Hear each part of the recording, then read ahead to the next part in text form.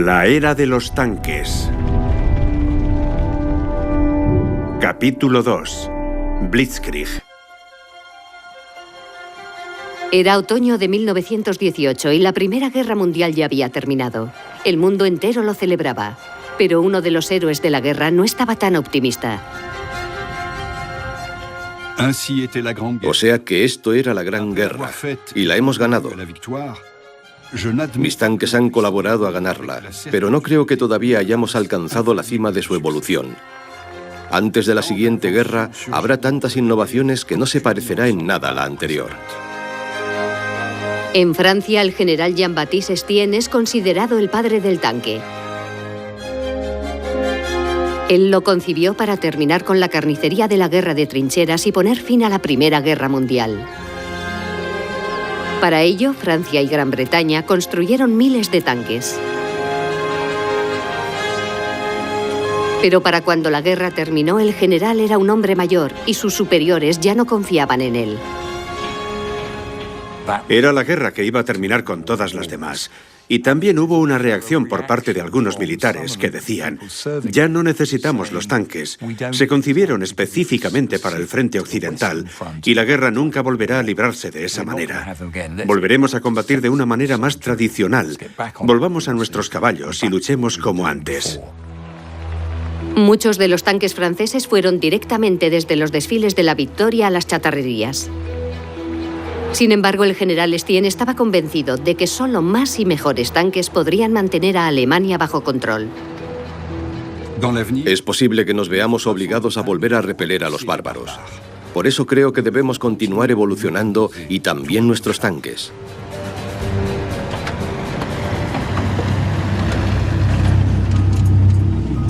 El gobierno francés y el inglés decidieron ignorar las advertencias de Estienne y otros generales veteranos. Y se contentaron con enviar los tanques a ocupar una parte de Alemania mientras negociaban un tratado de paz final en el castillo de Versalles. El gobierno francés quería un tratado de paz que incapacitara a Alemania para iniciar una nueva guerra. Insistía en que el ejército alemán debía ser reducido al mínimo y que debería serle prohibido el uso de armas modernas como los tanques. El gobierno alemán tuvo que aceptar todos los términos del tratado, pero los millones de soldados alemanes que de pronto se encontraron sin empleo habrían preferido seguir luchando. Uno de ellos era Heinz Guderian, un joven teniente prusiano. Solo tenía 30 años cuando la guerra acabó, pero ya había servido en el Estado Mayor del ejército alemán. Es la mano del odio la que ha dictado ese humillante tratado de Versalles y nos ha impuesto un ejército débil en número e impedido en todo lo demás. Y lo peor es la prohibición de acceder a las armas modernas. Guderian pertenecía a una familia con un gran linaje de oficiales prusianos. Desde niño, las técnicas de guerra moderna le habían fascinado. Terminada la contienda, Guderian quería estudiar la guerra de tanques, pero los 20 tanques A7V que Alemania tenía habían sido reducidos a chatarra. Perseverante, se dedicó al estudio de todos los libros de tanques que pudo conseguir. Como al parecer nadie más estaba interesado en los blindados, pronto me vi convertido en una autoridad en el tema, a pesar del hecho de que nunca antes me había sentado en uno. La obstinación y el estudio de Guderian dan su fruto. Fue aceptado en el reducido ejército alemán como instructor de tácticas de tanque. Y así, preparando a sus tanquistas, el ejército alemán daba el primer paso para desafiar el Tratado de Versalles. Dado que los tanques reales estaban prohibidos, construyeron réplicas añadiendo una carrocería de chapa encima de automóviles normales. Con ellos, sus soldados podrían aprender la guerra de tanques sin tanques y de forma totalmente legal.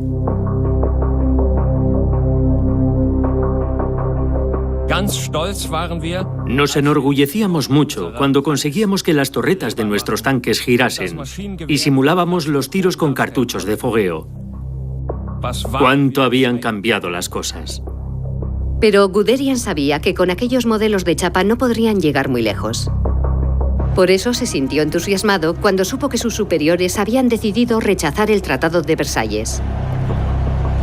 Contactaron con los gigantes de la industria, Daimler, Krupp y Rheinmetall, para construir nuevos tanques en secreto, haciéndolos pasar por tractores. La idea de un nuevo ejército de blindados iba cobrando vida, pero bajo las condiciones del Tratado de Versalles teníamos que ser muy cautos.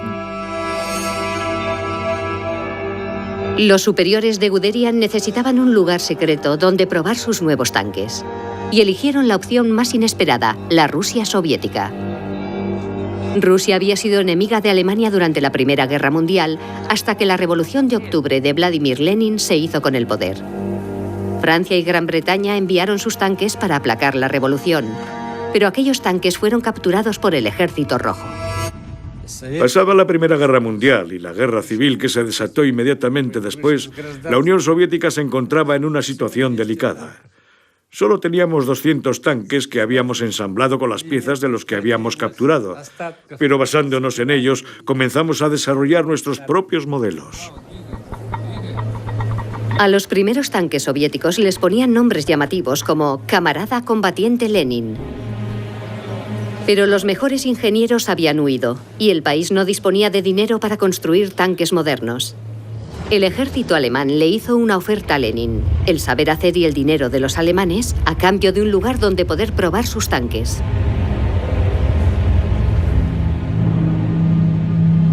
La ciudad de Kazán está a 800 kilómetros al este de Moscú y a 2.500 kilómetros al este de Berlín. En diciembre de 1926, los viejos barracones militares que había en la ciudad fueron convertidos en una gigantesca zona de construcción pagada por Alemania. Al sitio lo llamaron Kama. Aquí soldados soviéticos y alemanes juntos aprenderían a luchar con los tanques, mientras ingenieros de ambos países estudiaban los últimos modelos enviados desde Alemania. Para asegurar el máximo secreto, todo el personal viste uniformes soviéticos. En mayo de 1929, los primeros tanques procedentes de Alemania llegaron a Kama. Todavía los llamaban en clave tractores.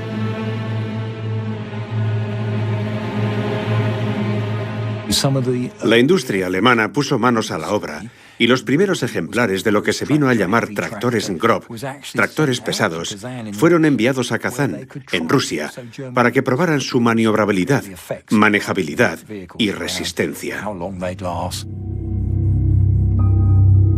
En Kama, los ingenieros soviéticos examinaron los tractores alemanes y los juzgaron demasiado lentos y complicados. Así que decidieron empezar a desarrollar sus propios tanques, menos sofisticados pero más rápidos. Para ensamblarlos, usarán el dinero de los alemanes y montarán una factoría completamente nueva en Kharkov. Heinz Guderian, que era teniente coronel para entonces, visitó Kama en 1931. Él también pudo constatar que los tanques alemanes eran muy lentos. Y siguiendo su consejo, el ejército alemán ordenó a sus industriales que desarrollaran una nueva versión. El Panzer I debería ser más rápido y más manejable que todos los tanques anteriores. Para conseguirlo, tenía que ser ligero. El blindaje solo podía tener entre 6 y 13 milímetros de grosor, que era el mismo que tenían los tanques en la Primera Guerra Mundial y que era suficiente para contener las balas de las ametralladoras. El motor de 57 caballos le daba al Panzer una impresionante velocidad punta de 37 kilómetros por hora. Pero la novedad más importante era que cada tanque llevaba una radio. Alta tecnología, made in Germany. Equipar a los blindados con comunicaciones por radio te permite organizar la batalla desde un puesto de control central mucho más fácilmente que con los banderines y las palomas mensajeras que tan poco eficaces resultaron en la Primera Guerra Mundial. El 30 de enero de 1933, Adolf Hitler es nombrado canciller de Alemania. Entre la multitud que le aclama hay muchos veteranos de guerra, como Heinz Guderian. Después de todo, Hitler había prometido revocar el Tratado de Versalles y reconstruir un ejército poderoso. Una vez en el poder, Hitler pidió ver el todavía inacabado Panzer I en una zona de pruebas cerca de Berlín. Me concedieron media hora para presentarle nuestra unidad al canciller. Le enseñé un regimiento de tanques Panzer I, aún en fase de preproducción. Hitler quedó impresionado por su velocidad y su precisión, y no dejaba de exclamar: «Quiero más de estos, los necesito, me van a ser muy útiles». Tras la presentación de Guderian, Hitler ordenó oficialmente la producción en masa del Panzer I. El mundo recibió la noticia sobresaltado. Era una provocación en toda regla, pero Francia y Gran Bretaña decidieron no intervenir. Hitler también ordenó que se cerrara el complejo Kama. Para él, la Unión Soviética no era un aliado, sino un enemigo. Y el líder soviético, Stalin, fue todavía más allá. A sus ojos, todo aquel que hubiera tenido contacto con los alemanes era un traidor. E hizo que muchos de los ingenieros y oficiales de Kama, e incluso los vigilantes, fueran arrestados, juzgados y ejecutados.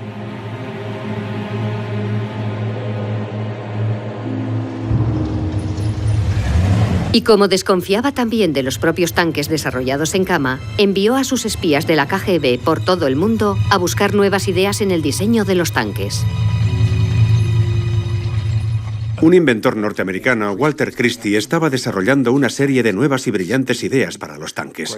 Una era un sistema de suspensión revolucionario que permitía al carro blindado desplazarse a toda velocidad por terrenos abruptos. El ejército americano observaba los tanques con atención, pero no estaba interesado en comprarlos. Así que Christie opta por exportar algunos de los tanques que ha fabricado y vender las patentes a los rusos. En la fábrica de tanques de Kharkov, los ingenieros soviéticos mejoran el diseño de Christie con las lecciones que han aprendido en Kama. El resultado es el nuevo tanque BT. Tenía una suspensión nueva y el motor más potente jamás instalado en un tanque. El BT pesaba 11 toneladas, el doble que un Panzer I. Pero también era 2 veces más rápido, llegando a alcanzar los 80 km por hora. Stalin ordenó a la fábrica de Kharkov la construcción de 6.000 tanques BT y les pidió que los pusieran a prueba en un campo de batalla real. La guerra civil que acababa de estallar en España en 1936 era la ocasión perfecta para Stalin. La Rusia soviética y la Alemania fascista son dos superpotencias emergentes de la época, y cada una de ellas apoya a una de las facciones en la guerra civil española, un país que se convierte en un teatro de experimentación para ambas. Cuando Hitler se enteró de que los tanques de Stalin estaban en España, envió a los Panzer I a combatir en su contra.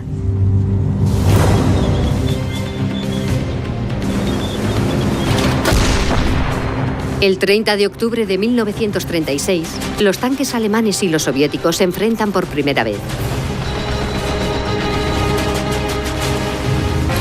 Después de que el humo de las primeras batallas se desvaneciera, los ingenieros soviéticos descubrieron con sorpresa que sus tanques BT ardían con facilidad. Para averiguar qué había salido mal, enviaron los restos de los tanques destruidos de vuelta a Kharkov para que fueran analizados. A cargo de la investigación estaba un joven ingeniero llamado Mikhail Koskin. El diseño de blindados era su pasión, y para perseguirla había abandonado una cómoda posición como directivo de una empresa de dulces. El BT es el orgullo de la fábrica de tanques de Kharkov, pero ni su motor ni su tanque de combustible están bien protegidos. Un tiro preciso y empiezan a arder como antorchas. Me han encargado que mejore el BT, pero a mí me parece que es una causa perdida.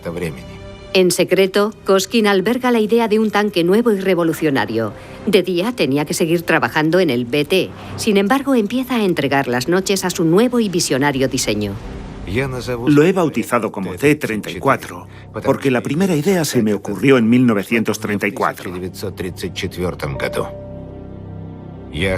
Quiero construir un tanque que pueda proteger a su tripulación, cueste lo que cueste. En primer lugar, usaré un motor diésel, porque el gasoil no arde con tanta facilidad. Y además, la coraza será inclinada, para que los proyectiles del enemigo reboten. E incluso con todo ese blindaje y un cañón de gran calibre, el T-34 seguirá siendo veloz. Podrá alcanzar más de 50 kilómetros por hora. Koskin trabajó día y noche durante 5 años y por fin en 1939 presentó su diseño final del T-34 al alto mando soviético. Pero lo primero en que se fijan los generales es en su peso. El T-34 pesa 26 toneladas, 2 más que el tanque BT. Rechazaron el proyecto y enviaron a Koskin a seguir trabajando con los BT. Pero el ingeniero no se dio por vencido y decidió construir él mismo un prototipo del T-34. Alemania, verano de 1939.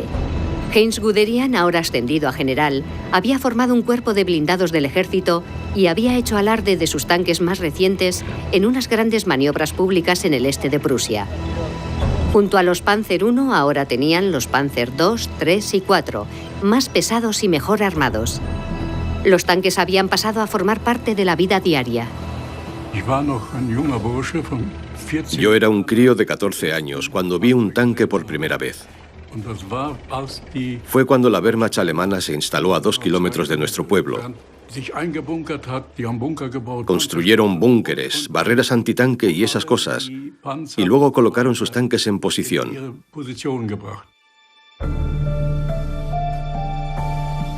Waldemar Pliska creció en un pequeño pueblo del este de Prusia, cerca de la frontera polaca. Él y sus amigos observaban maravillados los tanques que inesperadamente habían llegado al pueblo aquel agosto de 1939.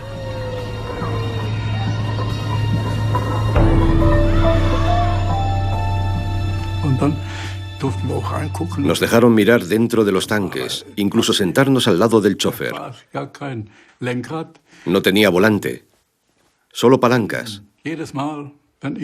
Cada vez que yo o el conductor tirábamos de una, giraba a la derecha y luego a la izquierda. Y le pegó unos acelerones al motor. Fue increíble, nos quedamos alucinados. Hasta que un día, a finales de agosto, a Waldemar y a sus amigos ya no les dejaron acercarse a los tanques. Así que nos fuimos a dormir. Y de pronto, en mitad de la noche, exactamente a las 5 en punto de la mañana, se oyó una enorme detonación.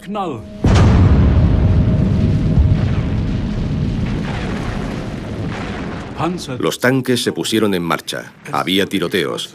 Y oíamos a los tanques disparando. Y nuestro padre dijo, la guerra ha empezado. El 1 de septiembre de 1939, los tanques en los que Waldemar Pliska y sus amigos habían jugado fueron los primeros que invadieron Polonia.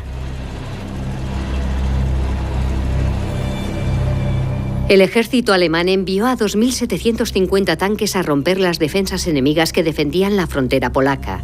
Detrás de ellos venía el resto de la Wehrmacht a destruir al ejército polaco. A esta estrategia, concebida por Heinz Guderian, se la llamó Blitzkrieg, la guerra relámpago. Y aunque los tanques habían resultado un éxito, pusieron en marcha otra campaña. Enviaron equipos de filmación alemanes al frente para ensalzar las virtudes de sus blindados. Nos los mostraban triunfantes, victoriosos. Veíamos a los Panzer destruyendo las barricadas en Polonia entre gritos de hurra y Sieg Heil. Nada se resistía a los tanques y a la infantería.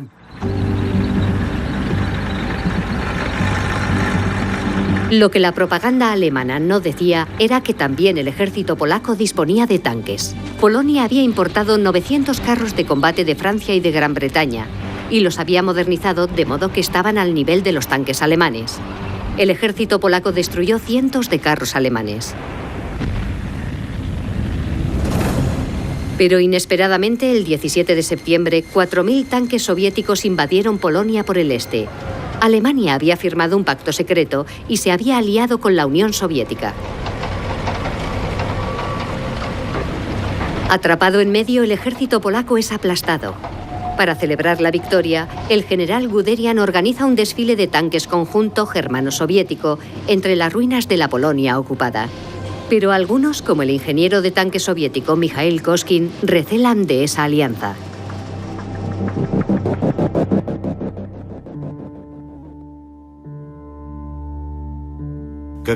¿Cuál será el siguiente país al que ataque Alemania? Nadie lo sabe. Pero si fuéramos nosotros, entonces mi T-34 sería nuestra única esperanza. Aunque el ejército soviético había rechazado su proyecto, Koskin nunca se dio por vencido y por su propia cuenta había estado construyendo un prototipo. y le escribió una carta al líder soviético Stalin. La solicitud de Koskin prosperó. Stalin le ordenó que trajera el T-34 a Moscú para probarlo. Lo normal habría sido cargar el tanque en un tren para hacer el viaje de 800 kilómetros, pero a Koskin se le ocurrió una idea mejor. He decidido llevar el tanque hasta Moscú conduciéndolo yo mismo. Si mi T-34 resiste el viaje, habrá superado la primera prueba.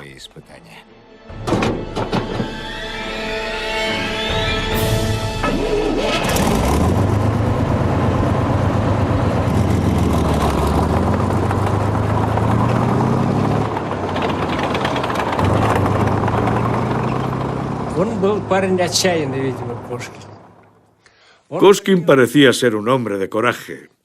A pesar de no encontrarse muy bien de salud en aquel momento, condujo el tanque bajo la lluvia hasta Moscú. Como por algunos puentes no podía pasar, tuvo que vadear muchos ríos, hasta que por fin llegó al campo de pruebas de Kubinka. Stalin sometió a duras pruebas al T-34. Incluso le obligó al propio Koskin a conducirlo hasta Finlandia y regresar en pleno invierno. Y el tanque demostró no solo que estaba bien protegido, sino que además era sorprendentemente ágil y rápido. Stalin quedó convencido y finalmente el T-34 de Koskin entró en producción. Pero en el momento en el que su tanque lograba su mayor reconocimiento, Koskin tuvo que ser ingresado aquejado de una grave pulmonía. Murió el 26 de septiembre de 1940. La única cosa que no le había puesto a su prototipo era una calefacción.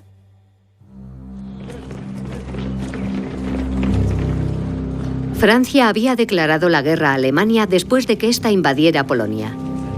Pero en lugar de atacar a su enemigo, adoptó una estrategia defensiva. Para eso el tanque francés, el B-1, resultaba ideal. Era el modelo más moderno fabricado por el famoso industrial francés Louis Renault. El B-1 tenía 2 cañones, uno en la torreta y otro en el casco, lo que le daba el doble de la capacidad de fuego que otros tanques. Disponía además de un blindaje muy grueso que le permitía enfrentarse y repeler cualquier ataque frontal, pero no se defendía bien cuando tenía que combatir y desplazarse al mismo tiempo. Para proteger su frontera con Alemania, Francia había construido una serie de grandes fortalezas, la línea Maginot. La propaganda francesa la presentaba como una barrera infranqueable. Por aquel entonces yo todavía no era soldado, era demasiado joven. Creíamos en la línea Maginot. Teníamos fe en que nos protegería y en que ganaríamos la guerra. Lucien Matron tenía 16 años cuando se enteró de que su país se iba a movilizar para ir a la guerra contra Alemania. El gobierno y el ejército, convencidos de la eficacia de su sistema de defensa de la línea Maginot, envían sus tanques a reforzar otras zonas. Francia envía sus tanques al norte para contener un posible ataque a través de Bélgica o de los Países Bajos. El este, la frontera con Alemania, estaba protegida por la línea Maginot. Pero justo en la confluencia de esas 2 líneas de defensa se encuentra el bosque de las Ardenas. Es justamente aquí donde los tanques alemanes del general Guderian creen haber encontrado un punto débil. Es una zona de bosques muy montañosa donde a los pesados tanques franceses les resultará difícil maniobrar. Los tanques alemanes, en cambio, más ligeros, podrían tener todas las de ganar.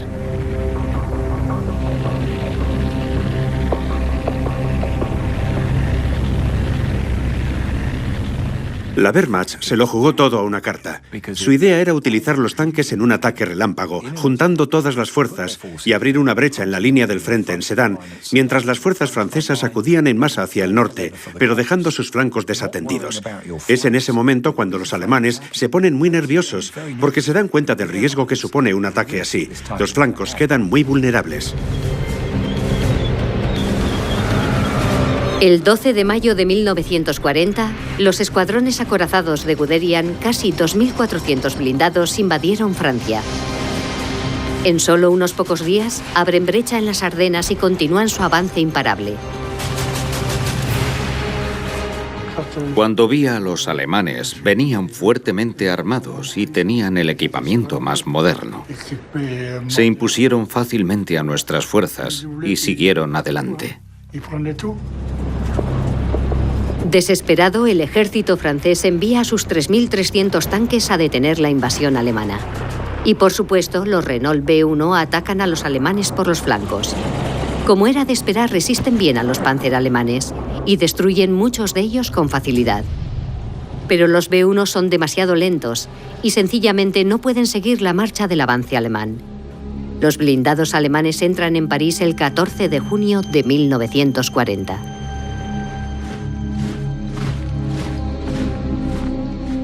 Vi a los alemanes llegando a los Campos Elíseos. Pensamos que habíamos perdido la guerra, que aquello era el final. Así que decidí huir con mis amigos de pueblo en pueblo hacia el sur, hacia Marsella, evitando que nos atraparan los alemanes. Lucien Matron no ve otra alternativa más que abandonar su tierra si, como otros muchos, quiere seguir luchando contra los alemanes desde donde sea posible. Pero la guerra tampoco ha terminado para Hitler. Creía que Alemania necesitaba seguir desarrollando sus invencibles Panzers. Hitler estaba convencido de que era un genio y que estaba dotado de un misterioso don de predicción.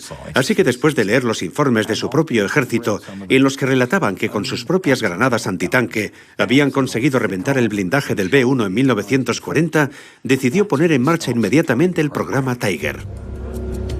Hitler mandó llamar a los mejores ingenieros de Alemania y les encargó que diseñaran el tanque más avanzado del mundo.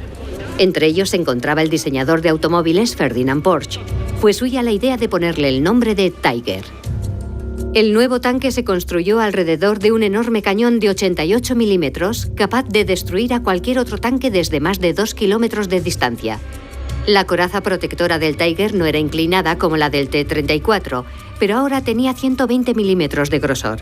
Los demás tanques tendrían que atacarle por detrás y aún así tendrían que acercarse y entrar dentro de su campo de tiro si querían tener alguna oportunidad. Con esa enorme coraza, su peso subió hasta las 54 toneladas. Era necesario tanto acero y tanta alta tecnología que harían falta 2 años antes de que el Tiger estuviera listo para la batalla. Hasta entonces, el ejército alemán tendría que usar los mismos tanques que utilizó en Francia. En 1941, la Unión Soviética todavía era un país pobre. Durante las vacaciones, millones de adolescentes ayudaban en la recogida de las cosechas. Grigori Shishkin era uno de ellos. Tenía 15 años y acababa de terminar secundaria. Era junio y hacía un calor espantoso. Parecía que estábamos en un caldero de agua hirviendo. Todos estábamos descansando en casa o en el campo. Había un silencio de muerte. El 22 de junio de 1941, Grigori Shishkin acababa de llegar desde un pequeño pueblo al sur de Moscú cuando las sirenas empezaron a sonar. De pronto oímos algo en la radio. Las tropas alemanas habían cruzado la frontera y sin ninguna declaración de guerra previa, habían atacado a la Unión Soviética.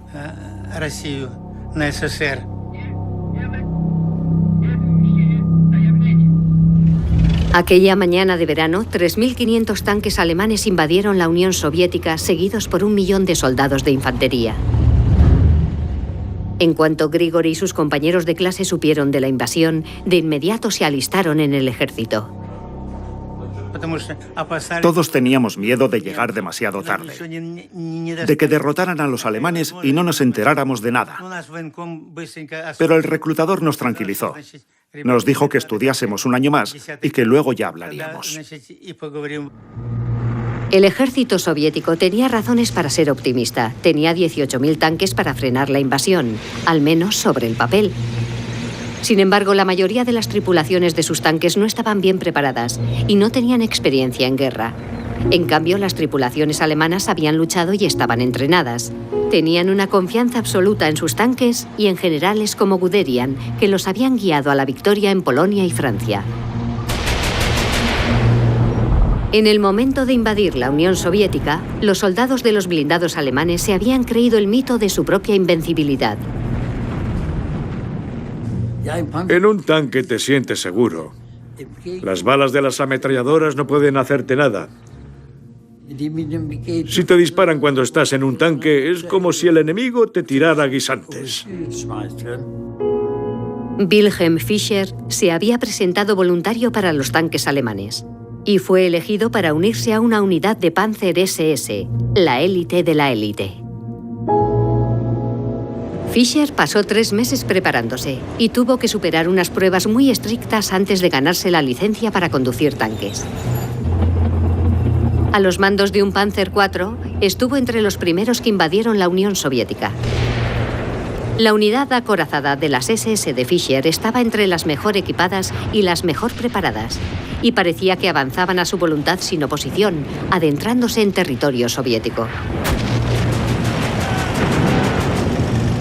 Pero unos pocos días después de la invasión, su tanque se encontró con un T-34 soviético por primera vez.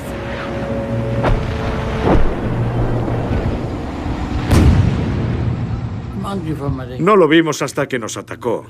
Nos dieron de lleno y nuestro tanque empezó a arder. Tuvimos que evacuarlo. Nos pilló por sorpresa. Era rápido y ágil, más ágil que nuestro Panzer IV, y lo que era más importante, mucho más rápido. Como Wilhelm Fischer, muchos tripulantes de tanques alemanes aprendieron a temer al T-34. Pero solamente habían construido 500, muy lejos de los necesarios para detener la invasión alemana. Los generales soviéticos ordenaron a la fábrica de tanques de Kharkov que trabajara en turnos extra para construir más tanques T-34. Pero en pocas semanas, también la propia fábrica corría peligro de caer en manos de los alemanes. Si la perdían, era probable que perdieran también la guerra. Stalin ordenó cerrar las factorías militares de la Unión Soviética, desmontarlas y transportarlas por tren hacia el este, más allá de los Urales, a salvo de los alemanes. La producción de tanques soviéticos se paralizó durante meses. Y esa no fue la única decisión desesperada que tomó Stalin. Para evitar que nuestros jóvenes fueran sometidos, tomaron la decisión de enviarlos al frente, aunque no tuvieran la edad necesaria. Y así fue como yo me alisté en el ejército con tan solo 16 años y medio. Después de un corto periodo de adiestramiento, a Grigori Shishkin lo destinaron a una de las fábricas de tanques que había sido reconstruida. Entramos en uno de aquellos gigantescos hangares en los que construían los tanques. Y nos dijeron, tenéis que ayudar a ensamblar los tanques. O sea que íbamos a construir los mismos tanques que luego conduciríamos al frente. Los ingenieros soviéticos trabajaban sin descanso para fabricar tantos tanques T-34 como fuera posible. Para conseguirlo, redujeron el diseño a lo más básico. Cayeron en la cuenta de que algunos de los procesos de fabricación no eran indispensables. Por ejemplo, los acabados de alta calidad no tenían sentido. Si en la torreta quedaba alguna soldadura sin limar, ¿qué más da? Simplificaron los tanques a lo necesario para el tiempo que fuera a durar en el campo de batalla. Y los rusos no tardaron en darse cuenta de que eso no sería más de 2 o 3 meses. Siendo así, ¿para qué sirve construirlos como si fueran a durar décadas? Sin embargo, ni el aumento de reclutas ni el incremento de la producción del T-34 resultaban suficientes. Los tanques alemanes rompían las líneas de defensa soviéticas una detrás de otra. Bajo el liderazgo de Guderian, llevaron a cabo una serie de guerras relámpago hasta alcanzar la última línea defensiva soviética en las afueras de Moscú. En octubre de 1941, Wilhelm Fischer y las demás tropas de los tanques alemanes preparaban el ataque final. Pero justo entonces el invierno ruso hizo acto de presencia. Era horrible. Ni siquiera podíamos estar dentro de los tanques sin guantes. La piel se te pegaba al acero. Era como tocar hielo. Tenías que ponerte los guantes a la fuerza. Dentro del tanque hacía tanto frío como en un congelador, y es que estaba todo hecho de acero. El frío helador hacía mella tanto en los hombres como en los carros. A 30 grados bajo cero, la tripulación tenía que ingeniárselas para mantener los tanques en marcha. Teníamos que salir cada 2 horas y tenerlo arrancado durante unos 15 minutos para evitar que el aceite se congelara. Porque si eso llegaba a ocurrir, el motor ya no volvería a arrancar. Para finales de 1941, el invierno ruso y cientos de nuevos tanques T-34 habían logrado detener el avance de los alemanes a las puertas de Moscú. Alemania había perdido casi 3.000 carros de combate. Del otro lado, los soviéticos habían perdido casi 20.000. Y las bajas humanas en ambos bandos eran mucho más dramáticas. Para recuperarse, el ejército alemán empezó a reclutar nuevos conductores de tanques. Los requisitos para alistarse eran mucho menos exigentes que antes de la guerra. Fui a la revisión médica. Me examinaron de arriba a abajo. Me hicieron hacer flexiones, una revisión de la vista y alguna prueba más. Y luego dijeron, KV, siguiente. ¿Sabes lo que significa eso? Listo para el combate. Con 14 años, Valdemar Pliska había sido testigo de cómo los tanques alemanes invadían Polonia y contempló sus primeras victorias en los noticieros cinematográficos alemanes. Ahora, con 18 años, había decidido convertirse en conductor de tanques. Mi ventaja era que yo era mecánico de coches. Sabía cómo funcionaban los motores porque siempre estábamos montándolos y desmontándolos. Y los motores de los tanques funcionan de la misma manera, solo que son más grandes y potentes y es más difícil acceder a ellos y sacarlos del tanque. Pero la gente como yo estaba muy solicitada y me aceptaron. Al mismo tiempo, su madre fue contratada en una fábrica de armamento donde hacían proyectiles para los tanques. Le daban mucho miedo. Siempre me decía, hijo, ten mucho cuidado, no los toques. Pero claro, teníamos que cargarlos. Valdemar Pliska se unió a la tripulación de un Panzer III en 1942. Fueron entrenados para conducir, disparar y sobre todo para mantener su tanque en condiciones. Pero de pronto, en mitad de su adiestramiento, Pliska fue cambiado a otro tanque, a un Tiger. Solo el nombre, Tiger, ya lo decía todo. Estábamos convencidos de que tenía que ser una bestia, veloz, ágil y peligroso como un tigre. Para nosotros el Tiger significaba la perfección.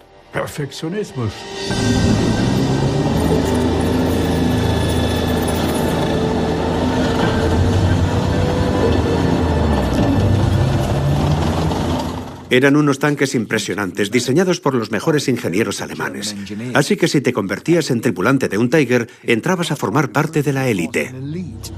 En 1943, Wilhelm Fischer, conductor de tanques de las SS, estaba orgulloso de unirse a la tripulación de un Tiger. No te haces una idea de la fuerza que tenía un cañonazo. Tenías que abrir la boca para que no te estallaran los tímpanos. Si la mantenías cerrada, te reventaba los oídos. Pero el poder del Tiger se cobraba un precio elevado. Si tenemos en cuenta todo el cobre para el cableado, el acero para construir el tanque, las gigantescas fábricas para ensamblarlos, el mecanizado de alta precisión, salía muy caro. Podrías comprar 3 tanques alemanes de cualquier otro modelo por el precio de un Tiger. Este resultaba muy caro. Valdemar Pliska terminó su preparación en el verano de 1943. Le dieron permiso para volver a casa por última vez antes de ser enviado al frente, a la Unión Soviética. Su madre le acompañó a la estación de tren.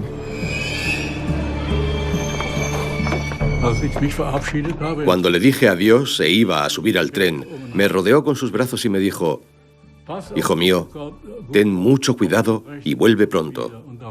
Y se echó a llorar. Me emocionó mucho. Y no podía quitármelo de la cabeza cuando iba en el tren.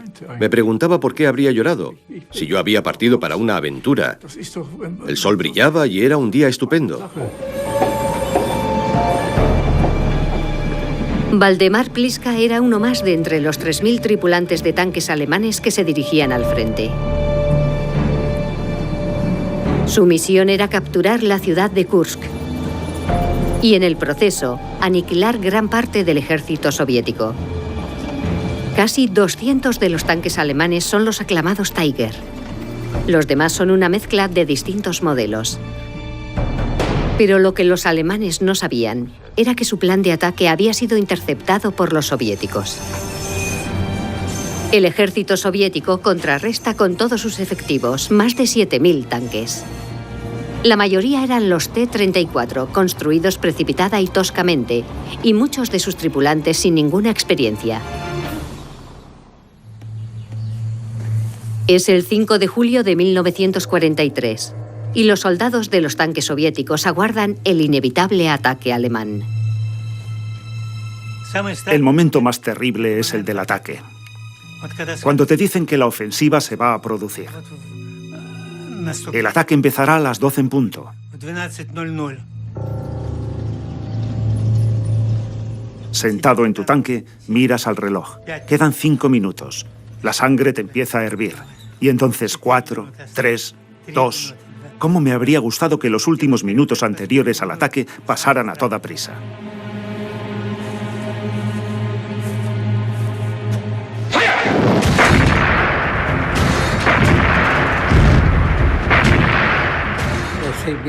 Empezó con el bombardeo de la artillería y luego todo lo demás. Avanzó la infantería y después los tanques.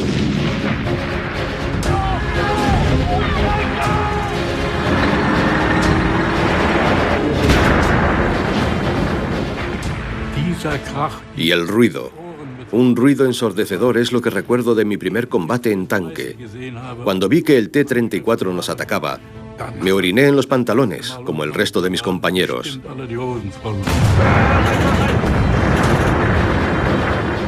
Estás aterrorizado, muerto de miedo. Y si alguien dice lo contrario, miente.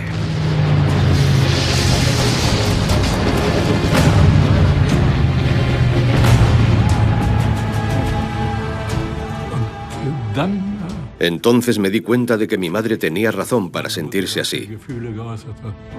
Probablemente sabía lo que nos esperaba, y con razón se había puesto así. Los alemanes tenían miedo de caer en una emboscada de los rusos. Y los rusos temían la embestida de los aparentemente invencibles carros de combate alemanes.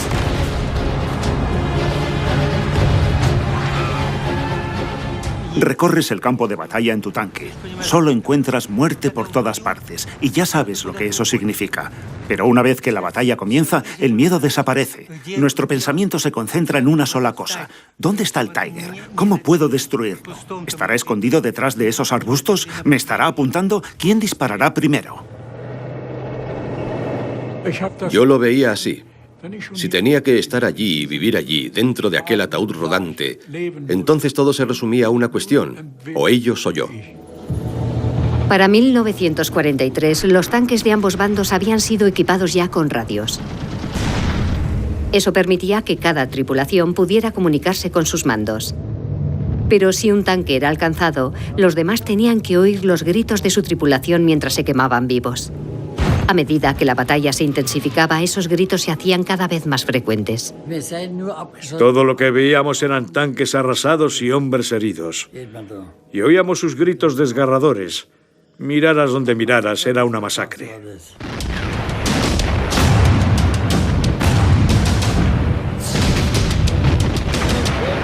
Durante 11 días, los tanques alemanes lucharon tratando de romper las líneas de defensa soviéticas.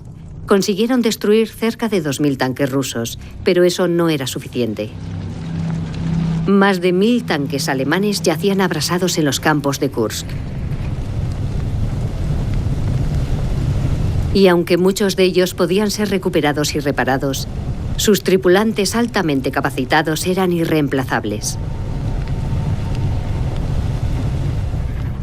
Los alemanes supervivientes sabían que el enemigo podría reemplazar mucho más fácilmente que ellos sus sencillos tanques y sus tripulaciones.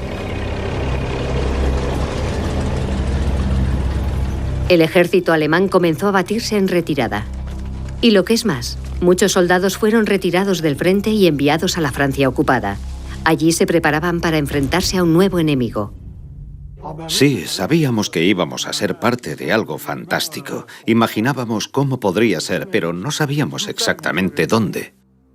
Lucien Matron escapó de la invasión alemana de Francia en 1940. Ahora se encontraba entre los miles de soldados franceses reunidos en el sur de Inglaterra. Militares de los Estados Unidos les estaban entrenando y les facilitaban armas. Lucien, junto a decenas de miles de soldados aliados, se preparaba para el mayor desembarco naval que el mundo jamás había visto. El estado de ánimo entre nosotros era fantástico. Sabíamos que teníamos una oportunidad de liberar a nuestro país. Es lo que nos motivaba a todos. Antes no teníamos nada. Los voluntarios franceses estaban organizados en su propia división de tanques.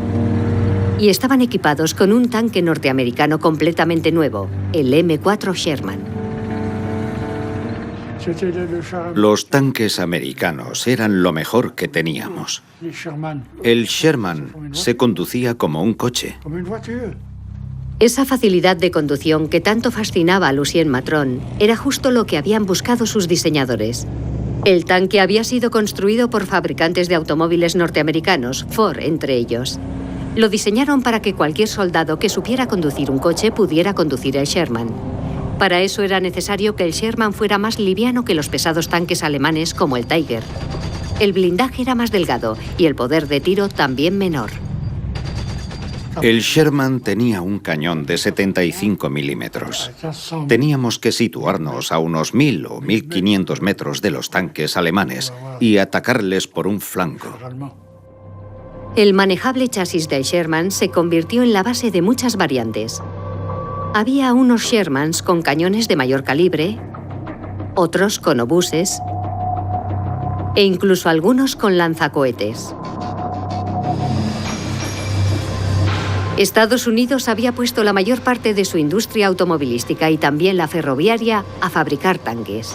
Casi 50.000 Shermans se habían terminado para el verano de 1944.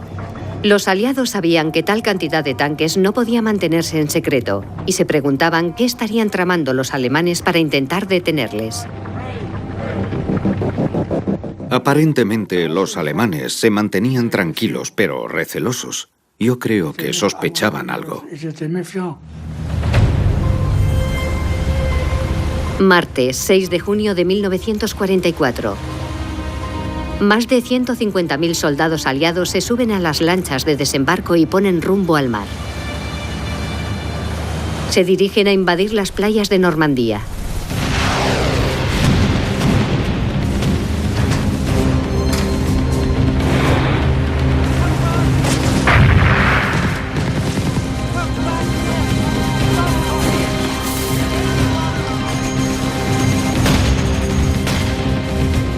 Inmediatamente después, le siguen los primeros tanques.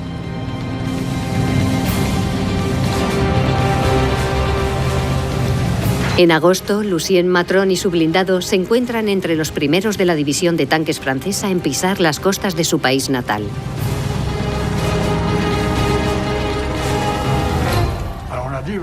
Creíamos que sería bueno.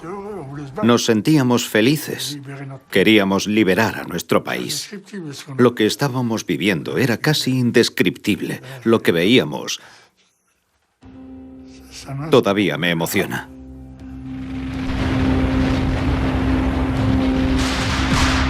Pero una vez terminado el desembarco en Normandía, la lucha por cada metro de costa fue encarnizada.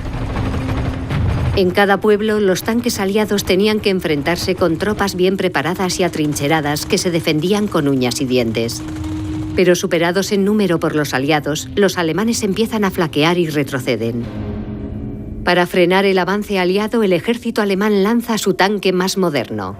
El Tiger II porta un cañón aún de mayor calibre y un blindaje más grueso que su predecesor.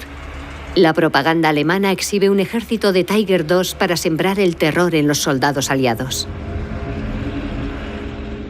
Cuando los alemanes nos atacaron teníamos mucho miedo, pero pasado un rato el miedo desapareció. Estábamos luchando, disparando en todas direcciones. Había proyectiles y tiros por todas partes. Una vez más, el ejército alemán envió a sus aparentemente invencibles carros blindados, pero en realidad apenas tenían unos 500 Tiger II. Muy pocos para frenar las decenas de miles de Shermans y otros tanques aliados que estaban desembarcando en Francia. El 25 de agosto de 1944, los primeros hombres de la división francesa de tanques hacen su entrada en París a bordo de sus Sherman americanos. Imagine la alegría de la gente, qué felices se sentían. Estaban viendo al ejército francés, aunque parecíamos americanos, y ellos pensaban que lo éramos. Tuvimos que hacérselo saber, que somos franceses.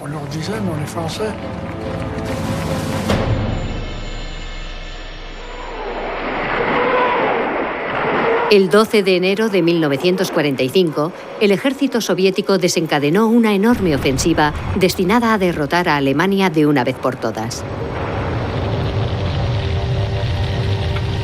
Se dirigieron hacia el este de Prusia, el hogar de Waldemar Pliska, donde se enfrentaron a las últimas líneas de defensa alemanas, los últimos Tiger I y II que les quedaban. Pero los años de desgaste y la falta de suministros habían dejado a las pocas tripulaciones de tanque que quedaban con pocas posibilidades de presentar combate.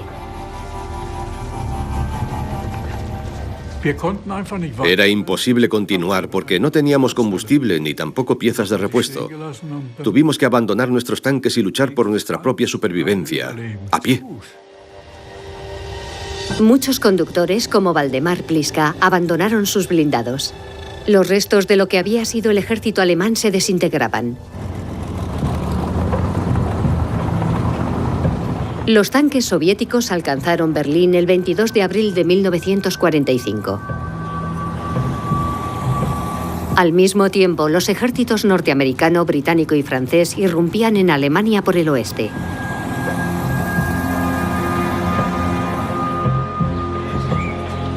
El 25 de abril de 1945, soldados norteamericanos y soviéticos se encuentran por primera vez en Torgau, en el corazón de Alemania. La alegría les desborda, y es que ahora está claro que juntos han conseguido derrotar a la Alemania nazi.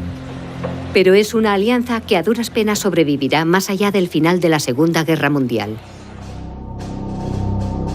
Berlín, la capital, fue ocupada y dividida, y se convirtió en el punto desde el que los victoriosos aliados se lanzaron cada uno por su lado a controlar el mundo de la posguerra. Y para mantener ese control, ambas partes, el este y el oeste, volverían a poner sus ojos en el tanque.